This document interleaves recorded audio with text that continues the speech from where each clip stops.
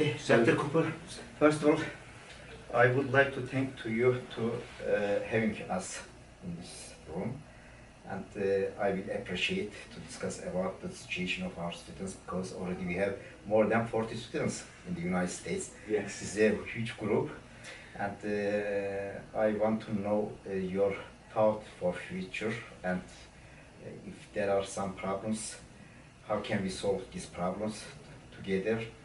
Actually, you helped every time to us, therefore I thank you.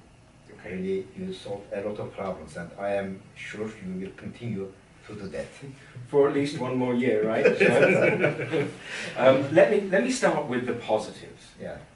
On Saturday, we graduated the first master's students. Yes. So these are students who came to Sam Houston 4 years ago after spending 2 years, 1 year of intensive English and then 2 years at Fırat, and they came and finished their bachelor's degrees, and they have now finished their master's degrees.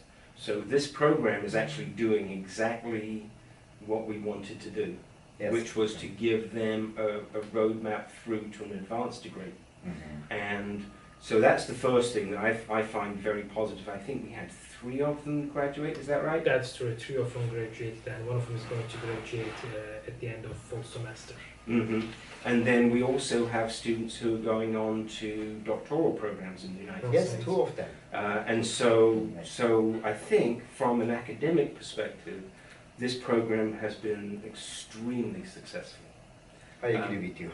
And what the benefit that we're getting is we're getting computer scientists who have both Turkish and English, very strong capabilities in both languages.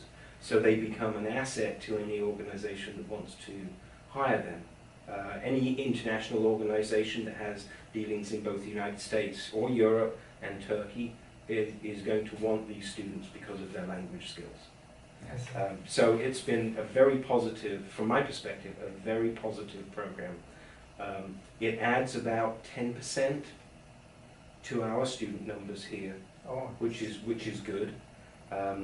And one of the things that I've enjoyed seeing is that the Turkish students, while at the same time as maintaining their own cultural identities, they are intermingling with our US students, our Mexican students, our Chinese students, our Indian students, and so it's a very good sort of heterogeneous group of students that all get on together and potentially can build very strong international relations. I am very happy to hear that. Thank you. So now let's talk about some of the, So, yeah. I'm not going to call them problems, I'm going to call them challenges that we face. And the first is that generally relations between the United States and Turkey are not at their best at the moment. Yes. And one of the This is consequences... the disadvantage of the program, I think. Yes, it's outside the boundaries of what we do here. We have no control over that. But what we are seeing is students either not being able to get their visas, or even once they have their visas, if they go home, we have 2 students right now who are unable to renew their visas. Yes. And we are doing what we can to resolve that situation. So I think we are resolving in both universities right I now, because think so. My dad told me that right now they apply for the higher education system. So for those type of students, when they come back, they will be able to continue their program in Turkey in the Turkish language program. Right. But we didn't solve yet. It's but in we the are process. trying to solve it. Okay. We will solve that. The way we've resolved Okan Yıldırım's problem is, so he was signed up for classes for the spring, was supposed to graduate in the spring, but then he was unable to come back because they denied him an extension on his visa. So what we've done is we've made arrangements with him that we send him the course materials Oh, this is great. for the courses, We've extended the time period for him to finish through till the end of the summer. So we're sending the course materials to him, and he should be working through those course materials. And then when we come to exams, we would like for him to have someone in your department proctor those exams, so that we know that they're being done correctly. Okay, this is great. So we have a solution. It's not a good solution because it puts a lot of the responsibility on the student to do self-learning, where we would really prefer them to be in the classroom. And it also means that they're not getting the language acquisition skills that they need as part of the program. But we're doing the best we can to accommodate that situation. Actually, we had only two students in this situation. I think one of them is solved. He found another university in Turkey, and he's continuing to study. Good. The first one, I mean. The second problem that we have is, not problem, the second challenge we have is trying to get the language skills of the students to a higher level before they come over here. Right now, the students, some of them are coming in with the sufficient TOEFL score and come straight into the program. Those students don't present any administrative difficulties. We have other students who come in and go into the ELI program. Yeah. Some of them come in the summer, some of them come in the fall. And because they're going into the ELI program, their visa is for the ELI program. And we are not aware that those students are even on campus. Yes, this is a little bit problem for our side. I mean, because they are getting only 1 year visa, and therefore they have to come back to Turkey in order to get a new visa for their studies. And it's not certain that they're going to get that visa. Yes, yes. The second problem that it presents, so we provide competitive scholarships for the students from Fırat, which means that they get a scholarship of $1,000 a year, and that gives them eligibility for in-state tuition, which greatly reduces their costs. Yes. The problem is, if they come in the summer and they do level 4 ELI in the summer and level 5 in the spring, we have to level 5 ELI in the fall. They start their program in the spring semester, and we have to give them. You mean this is disadvantage? This is a disadvantage for them, because that means that they still have to get the $1,000 scholarship, and they get it for the spring semester. But then we only have the funding for 1 more year after that. So we scholarship them for 2 years, but they only get 1.5 years of coursework because they start in the spring rather than in the fall. And so I don't have a solution for that challenge at the moment. I'm still thinking about it and trying to work it through. The only thing that I can think of is to require those students to stay within ELI until the end of the spring semester, and then they can get 2 years of scholarship following that. Maybe but cost-wise, it's going to probably be in worse shape compared to. It's difficult, but the one thing I don't want to see is a student who has used up their 2 years of scholarship and still have courses that they need to take. And one of the consequences of that is that the students maybe take one class more than they should, and that negatively affects their performance in those classes. Okay, normally we should send our students in fall semesters. It would be the best, I think. Yes. But sometimes there are some students who could not finish everything on time, and therefore we are sending late. And this is the problem a little bit. I think it would be advantageous, and I don't know whether this is possible even, if we were informed which students were coming each time, then we would be able to contact them and say, please come and talk to the department, so that they understand what is needed and we know that they're here. Actually, if I am sending the list to Dr. Justin Bau, Mhm. I make carbon copy for you too, but I think sometimes I am forgetting. Well, actually, to carbon copy Catherine would be better Oh, I see. because she is my memory. Memory, I see. Okay. Then the final challenge that I think we need to address is that the agreement that we put together is about to expire. Yes. We're within a year or so.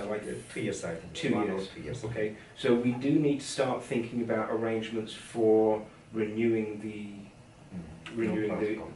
protocol, and this is going to involve the provost or a representative of the provost, and possibly the president, along with the rector. Yes. And for our side, we have the same issue. I mean, we have to show them that we have to extend our protocol, Mm-hmm. and then the protocol should be signed by sides. By both sides. So that means some sort of ceremonial, Yeah.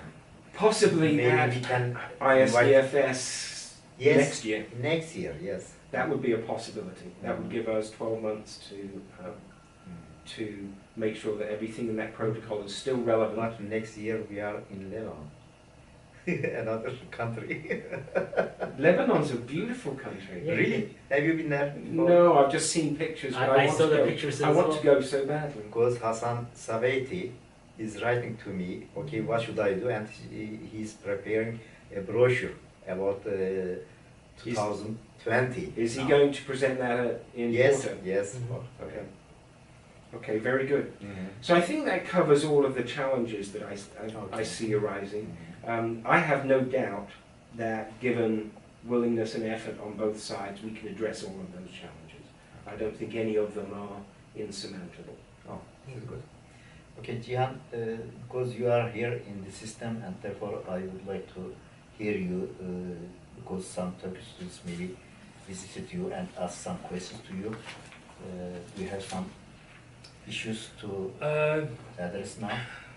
One of the questions that I received was if they started to take courses in summer, since their scholarship is not going to be kicked in, it's going to be an out-of-state tuition. I said, yes, unfortunately, that is what it is, but I think you should be taking more of an online courses so that the cost is going to be same for Yes. every student. So if summer is going to be your first semester, I urge them to take online core curriculum courses. Mm-hmm. That was my reaction. I think. What do you think? The answer to that is that's a good strategy for them to use. Mhm. They do have to be careful because if they're in this country on a visa, then at least one of the courses on their schedule has to be face-to-face. Does it include summer? Yes. It's at any point if they're in this country and taking classes. Now, if they have a visa and they take classes in the fall and take classes in the spring, but choose not to take classes in the summer, they can remain. Okay. It's only if they have a schedule in the summertime, or any semester. If they have a schedule with the university, then at least one of those classes, I think in the summer, and it may be two of them in the fall and spring, have to be face-to-face classes. One of the concerns that the Immigration and Naturalization Service has is that students from a number of countries will come to the United States on a student visa and then disappear. Now that's not been the case with any of our students. They've all been good role model students, and I've said this before, that the students that we have been perfect role models for as students, but also as visitors to the United States. They've done everything that they're supposed to have done. They've not done anything they shouldn't do. So they've been very good ambassadors for both Turkey and for Fırat University. So that's a positive. But there is this concern that students will say they're coming to a degree program, get the visa, and then all of a sudden they've disappeared and nobody knows where they are in the United States, or even if they are in the United States. And so, so that rule about having at least one class that is face-to-face is in place for that very reason. So which means if they can afford to pay that for that one class, they are good to go. Otherwise, it will be better to wait till fall semester. Otherwise, it would be better to wait till fall semester. Okay. Second issue they raised was, actually this was also needs to be discussed with the language school, but last year, students who were in the bridge program with the ELI took 4 courses from us and maybe math as well. And they didn't succeed the way that the previous group were succeeding. Mhm. So that was a main concern. And all of a sudden, ELI created a rule saying that hey, you are only obligated to take 2 courses along with the bridge program that you have. But with having only taking 2 courses now, students are struggling to fit the classes in their schedule. Now they are forced to take 6 courses in fall and spring so that they can finish on time. What I was thinking is maybe meeting at the middle between 2 and 4, maybe 3 courses can be something that needs to be imposed, because I see that taking 4 courses really impacted their GPA. But 2 courses on the other hand is just creating burden Yes. on the students. So maybe we should just meet in the middle And say 3. One of the,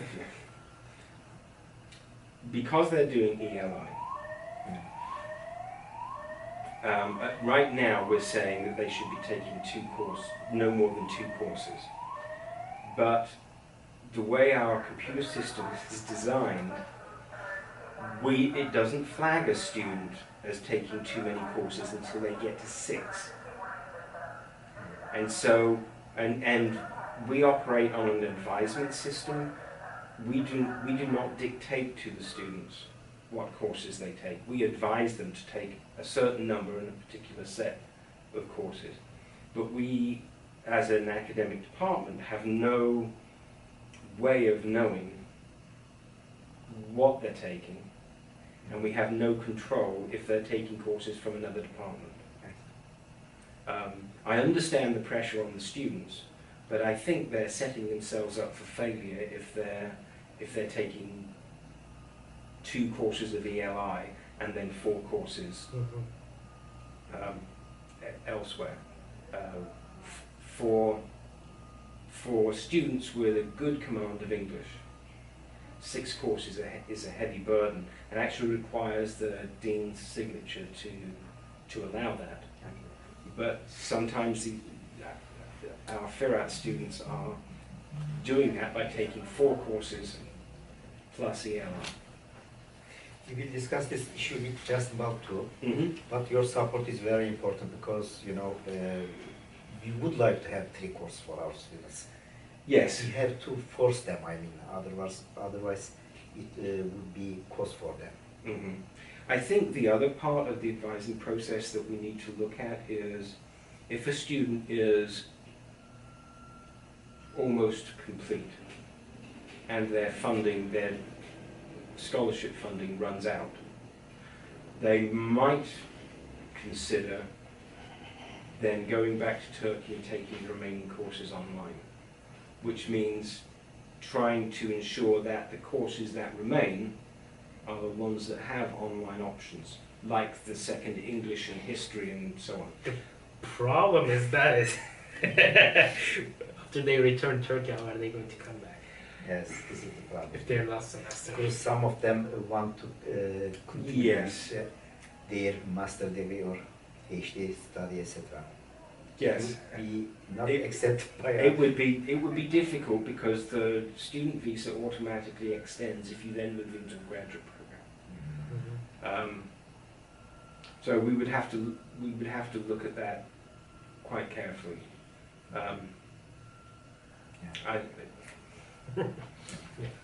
Also, another problem that we faced this semester was once the student was in bridge program, unfortunately their registration block was removed by the ELI and students registered by themselves instead of getting an advice from here.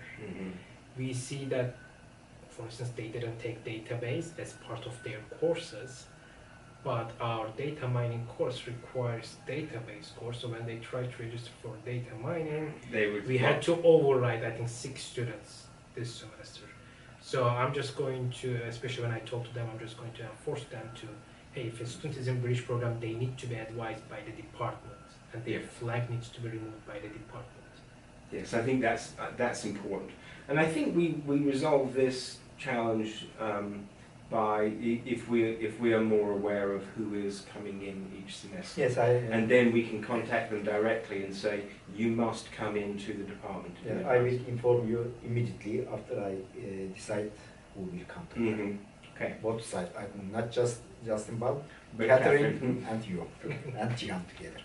Okay. That will be it from my side. Okay. Anything else that you want to express here?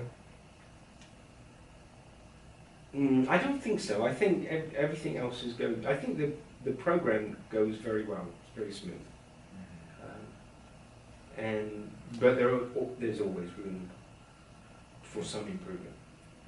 So thank you very much for this interview, and I am very happy to hear that our students are successful here. That is the most important. Yeah, thing. this is the most. All of the rest is just administrative issues to handle. But the fact that the students are successful and that they are happy here, I think is. And also one other thing is great. We are always hearing good news with our graduates. Some of them are continuing their PhD in another institution. We got one who got his H1B working at Ford. 1 or 2 people, I think. We've had one that's gotten married, I think. Yeah. So that's not necessarily an academic issue. Yes. Okay, so thank you very much again. Thank you. Thank you. Okay.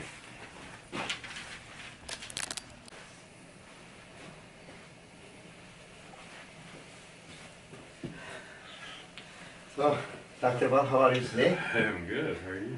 Oh, thanks. Yeah, how's your trip been? So, when did you get here? About 1 week ago. Oh, yeah? Yes, I came here. Just been relaxing a little bit? Or? Yes, we attended to commencement. Yeah. It was Yeah, great. I saw the pictures. Oh, did you see?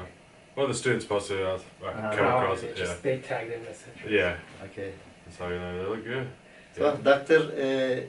Justin Bal is the chair of the international office, and we would like to discuss about the situation of our students. Yeah. And first of all, we would like to hear you what you are thinking about our students, and there are some new applications, and what is the procedures of them. Yeah. Okay. Currently, we have, I think, 5, 6 Six, students totally that six, have applied. We need to talk about one. Okay. The I-20s, the rest of them have completed everything, all the applications, submitted all the documents. We got the I-20s, letters ready. Kind of reminds me, we need to do that other letter. Remember that one we always send with them? It's extra. I don't know if they did that or not, but if not, we'll do that here in a second. As far as the past year has gone, everything for the most part has been pretty smooth. We've had some situations come up, you know, we handle it internally with the students, but for the most part, I mean, always great students. Oh, You know, thank you. Thank you. Can't get any better. The teachers love them. Students, I think, love us. But, you know, there's always some, you know, there's something that always comes up. You know, I mean, just to be frank, I mean, there was one student that, you know, we've had to talk to a couple times, just about his whole demeanor in class, you know, but, you know, I think that we worked all that out. You know, I've had several conversations with him, and we worked it out. I mean, it turned out to be a good thing. So, first of all, I would like to thank you because you have helped every time to our students, and this is the main reason. I mean, to solve the problem, not just block them and finding a solution for them. And therefore, I appreciate about your help and support. I appreciate. I mean, same here. You know, with y'all giving me advice and helping me. But you know, I got to give all the credits to mostly to Suzanne. She helps out a lot, as y'all know, and the teachers. I mean, they're great with the students. You know, taking the extra time, you know, if they need it, to help them out. But you know, I truly enjoy them coming in the office. You know, talking, asking questions. you know, and it kind of allows me to research some other topics, you know, to, if they ask a question, and, you know, we'll look into it, you know. We don't just say point blank, no, yes. Let's look into it, see what's the best possible outcome for the student, so we'll go that way. We did a meeting with our Turkish students about a couple of days ago, and we had some questions, and we would like to discuss these questions with you. Maybe Cihan, you can begin with the questions. The first issue that we raised as a department was last year. I think there was a misunderstanding when the students were bridge students. Their flags for registration was removed by your office, but student kind of picked their courses. Yeah. However, that's an issue because some courses are prerequisite of other courses, and since they get a timeline to finish this course within their scholarship time, we don't want them to have any kind of freedom when selecting, especially their first set of courses. So I think what we need to do is, if they are a bridge student, they should be asked to visit the department, and Catherine, who's already taking care of this job, needs to visit with every student so that she can correctly advise them to take which courses. So we don't want them to, picking random courses by themselves. Because of that reason, we had to override 6 students' prerequisite requirements manually. This was never a thing in the past.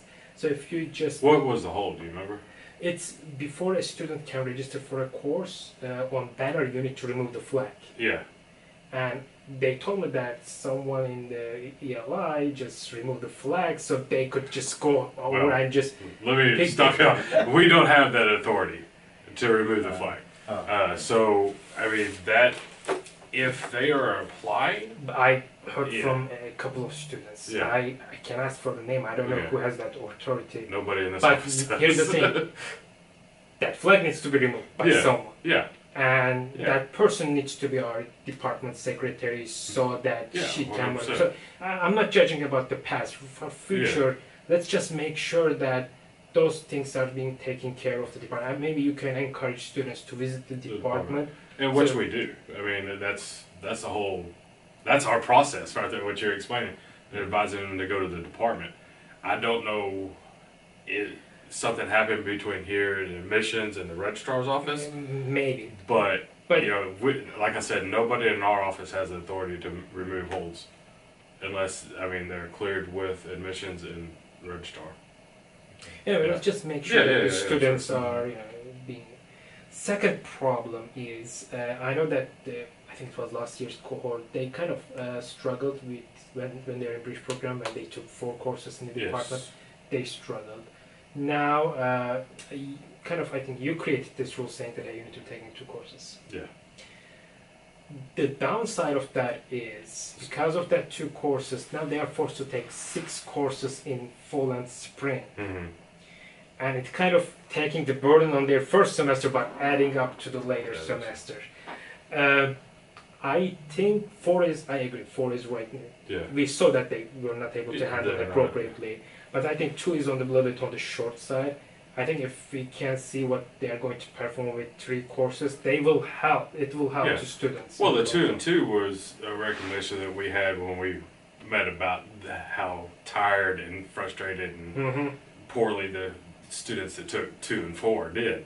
And so that's where I was basing my determination off the 2 and 2 from. If we want to look at 2 and 3, I mean, that's totally up to y'all. But it's a lot to take on. I mean, I know y'all know that.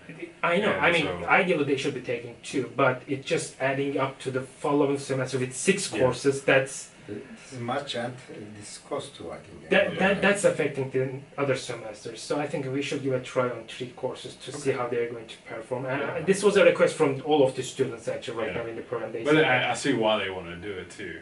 To finish, within their scholarship time. But 2 things.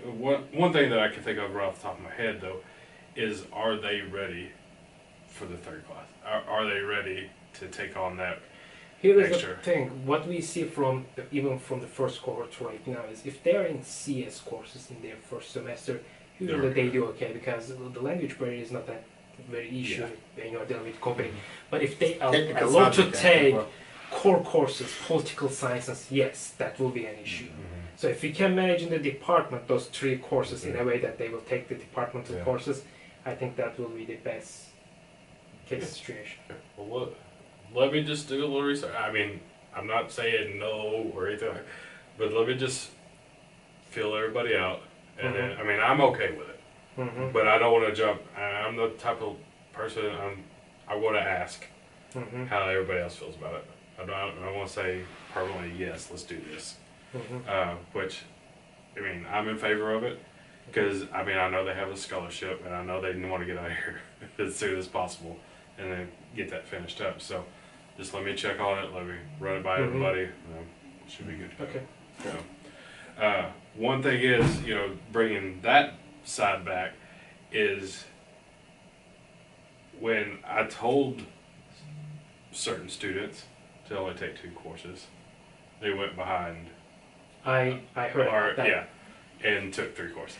And so that's we don't have a control on that. no one has a nobody control does. on that. Nobody does. Mhm. Only thing we're doing is recommending what we think is Mhm. best for the students, and so that's where my whole ideology about everything comes from is what's best for these students.